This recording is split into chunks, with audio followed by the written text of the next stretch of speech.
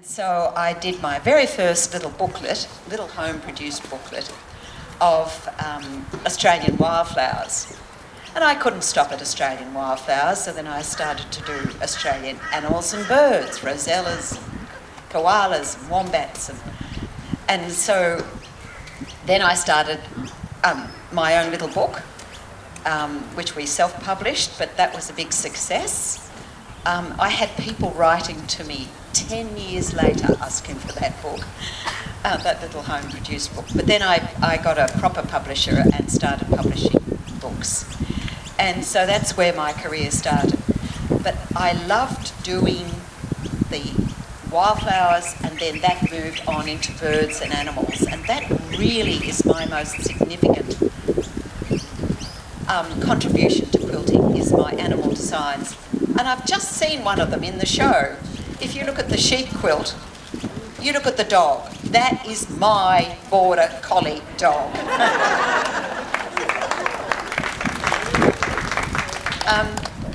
So I started off with Australian animals and birds, but then I moved on from that to doing all kinds of animals and birds. And so my first quilt is a baby quilt I did of elephants, baby elephants. And this was in one of my books, Quilts to Make for Children. I'd done Australian patchwork and quilting and quilt a koala, but this was in Quilts to Make for Children. And I love gingham. I've got a real thing about gingham. So it's a baby quilt that I did that shows you my pieced patchwork. Yes, this is a really big one. And first of all, I did the quilts. They were all pieced. Back then, there were no rotary cutters. None of all of that had been invented. And so you made templates. You cut out templates for each shape. It was a bit more complicated. But then people realised you could do things with foundation piecing. So I moved my designs to foundation piecing. And I did a book called A Quilter's Ark.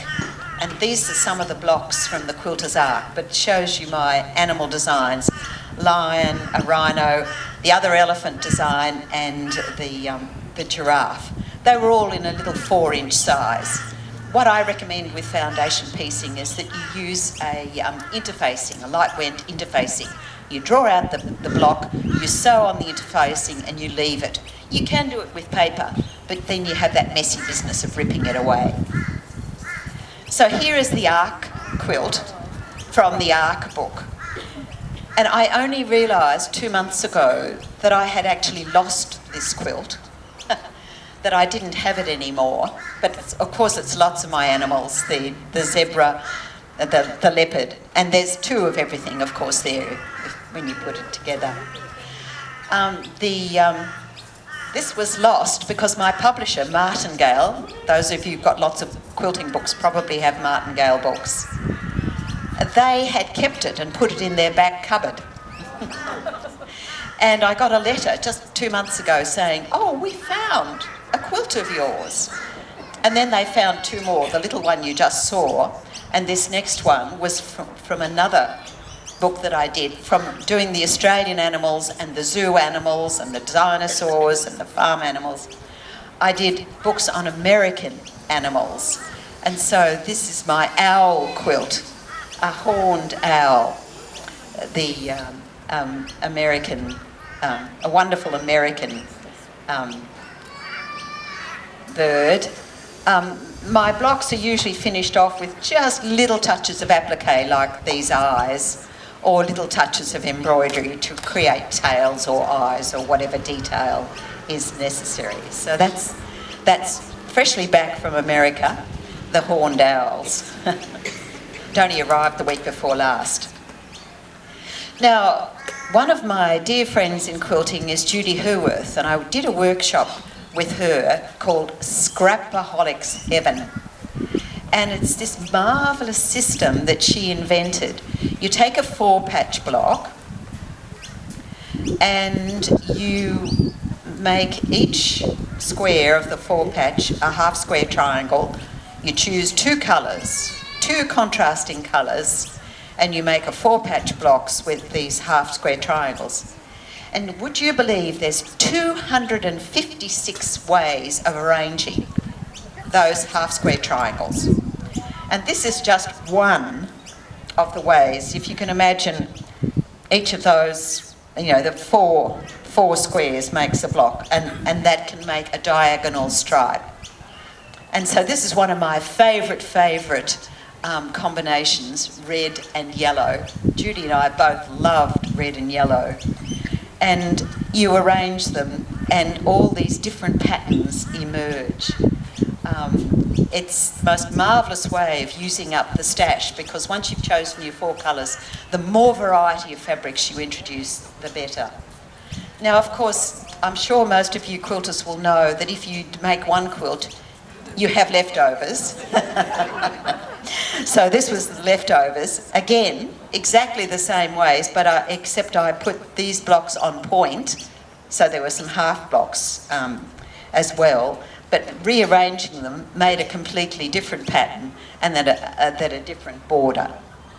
So these are 2 quilts that I've finished just in the last year or so, since I came to live in Queensland.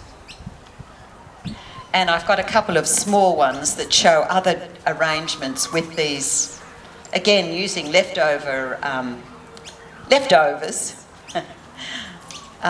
These are some of the possible patterns, but with 256 of them, of course, there's lots of other things that you can do.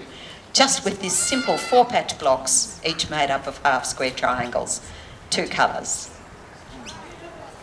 And like most quilters, I fall for fabrics.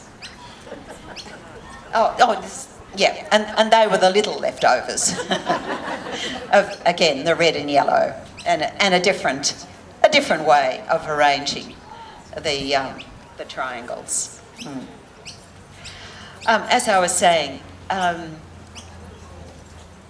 one falls for fabrics, and I fell for a jelly roll, isn't it? 2.5 inches is a jelly roll. And this was the quilt that I made recently from a jelly roll that I had acquired. It's basically a cross,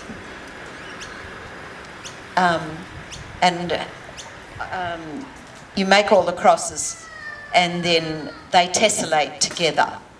And it was a beautiful range of fabrics called Botanique. And I managed, even though I'd bought it many years ago, to find the matching fabric, and I was able to create the border. I don't quilt all my own quilts, I send them out. Isn't it wonderful you can do that? You can finish a quilt top and you can give it to someone and it comes back all beautifully quilted. And I do that a lot. Not all the time, but a lot. And this is another quilt that I've just literally finished this week. Again, because I'm on a UFO, I've got to get rid of those UFOs. And this is another one of Judy Hoover's wonderful ideas. She called it Razzle Dazzle quilts. And again, it's simple patchwork. You made a 4-patch to begin with. And my colours were pink and yellow. And then you create a new block by putting sashing between the blocks. So it was the 4-patch combined with another fabric, and then that was split. See, you can see the block there with a little square in the middle, and then you put it together with more sashing, and it's a wonderful process to play with. Because you start off with something simple like a 4-patch in your fabrics, and you just feel your way into creating a quilt with it.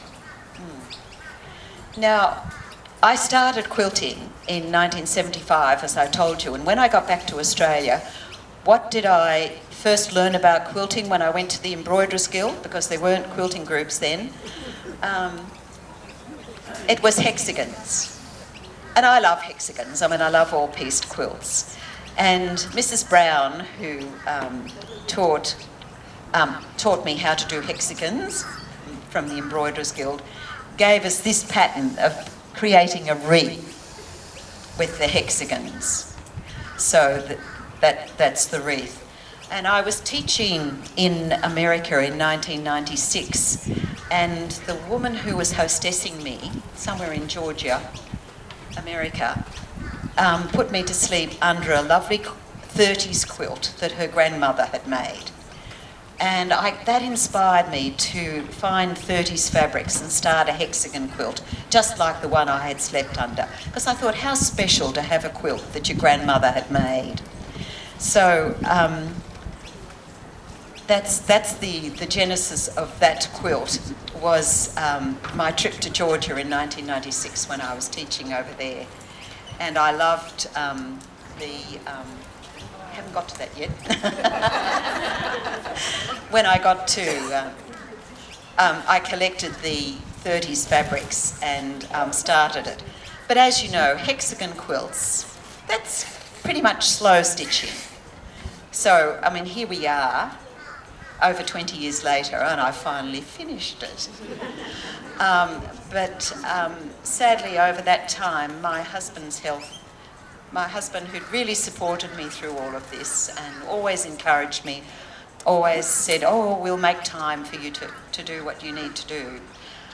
His health declined, so I needed the hand sewing, and I used to do a lot of hand sewing, just sitting with him, and then he went into a nursing home, and the hand sewing was even more important. So stitching. It really helped me at the time to sort of anchor my life. And so I finally finished piecing the hexagons. But of course, sadly, he died. And I was a very sad person. But a dear friend of mine said, you must come with me to Queensland and see the Asia-Pacific Triennial. And I didn't want to do anything, but I thought I should go, seeing a friend had invited me. So she invited me to come up and see the Triennial and stay with her brother, who lives on Cuchimudlo Island. And her brother, Keith, is a wonderful host, and it seemed like every meal time or coffee time, there were more people to meet. And so I met a widower, a man who also had had a marriage of 50 years like I had, and sadly his wife had died. And he was a dog lover and had written a book about dogs. And as a dog lover, I was grilling him about this book about dogs. And I was sent home with the book about dogs. And I read it and was very interested in it, and I sent a thank you, and he emailed me back, and we started emailing each other, and we became pen pals, and then I came back to visit Bev, and we met again, and it all went on from there. The resulting was that I came up to visit him in March 2020, and I got locked down, didn't I? And I asked my family, what should I do? Oh, Mum, they said, stay in Cuchimudlo. You'll be so much safer there. But they didn't expect me to get married. Which I did 3 years ago, last Friday. So this is my Cuchimudlo quilt, which does reflect what I really love to do, which is create animal and bird designs, all pieced, foundation pieced. And of course, there are lots of these beautiful, beautiful rainbow lorikeets on Cuchimudlo Island. In fact, I look out my kitchen window, or our kitchen window, and there they are in the, feasting on the honey in the flowering bush in front of the kitchen window. So I've been stitching, well, really all my life. But that's my big advice to you always, is keep on stitching. But my other piece of advice is, of course, you never know what's going to be around a corner. And of course that's how I became a Queenslander. And the last quilt I want to show you is one I'm still working on. So it's a quilt top, but it combines my animal piecing with the triangles, and it's an elephant quilt. And I wanted my family of elephants to be walking into the sunset. So there you have my quilting journey. So keep on stitching, and just remember, good things can be around corners. Thank you very much, Margaret. That's wonderful. It's lovely to hear from somebody who has been quilting for quite some time. Yes. Now,